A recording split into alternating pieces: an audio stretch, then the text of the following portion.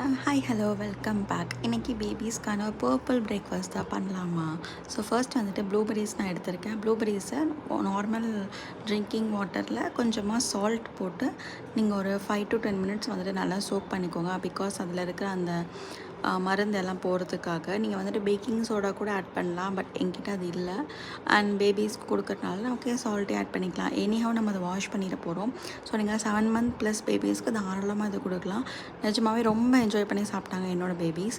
And அது கூடவே நான் 2 டேட்ஸ் வந்துட்டு கொட்டையை ரிமூவ் பண்ணிவிட்டு அதை வந்துட்டு அது கூடவே ஆட் பண்ணிக்கிட்டேன். ஸோ அடுத்தது நம்ம வந்துட்டு ஓட்ஸ் தான் இன்றைக்கி எடுத்துக்க போகிறோம். நீங்கள் ஓட்ஸ் இல்லைனா வந்துட்டு ஒயிட் ரவா எதனாலும் எடுத்துக்கலாம். பட் நான் இன்றைக்கி ஓட்ஸ் தான் எடுத்திருக்கேன். ஃபஸ்ட்டு ஒரு மிக்சரில் டேட்ஸு, அதுக்கப்புறம் நம்ம கொஞ்சமாக ப்ளூபெர்ரிஸ். நான் 2 பேபிஸ்க்குங்கிறதுக்காக ஒரு 10 நம்பர்ஸ் எடுத்திருக்கேன். நீங்கள் ஒரு பேபி அப்படின்னா 5 எடுத்துக்கோங்க. பிகாஸ் ஃபர்ஸ்ட் அவங்களுக்கு அந்த டேஸ்ட் பிடிக்கணும்ல, அதனால தான். அதுக்கப்புறம் ஒரு பேனில் கொஞ்சமாக வந்துட்டு கீ ஆட் பண்ணிட்டு ஓட்ஸ் வந்துட்டு கொஞ்சம் ரோஸ்ட் பண்ணிவிட்டு கொஞ்சம் கொஞ்சமாக நீங்கள் வாட்டர் வந்துட்டு ஆட் பண்ணிக்கோங்க. 1+ இயர் பேபி அப்படின்னா நீங்கள் வந்துட்டு மில்க் கூட ஆட் பண்ணிக்கலாம்.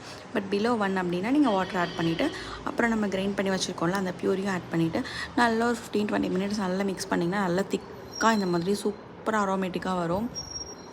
நல்லா கூல் டவுன் ஆனதுக்கப்புறம் நீங்கள் பேபிஸ்க்கு வந்துட்டு ஃபீட் பண்ணலாம். லைக் இந்த ஸ்டேஜில் நம்ம உங்களுக்கு எல்லா ஃபுட்டுமே இன்ட்ரடியூஸ் பண்ணணும், டிஃப்ரெண்ட் டேஸ்ட் எல்லாமே இன்ட்ரடியூஸ் பண்ணுங்கிறதுக்காக தான் இது. ஸோ இந்த வீடியோவில் கண்டிப்பாக யூஸ்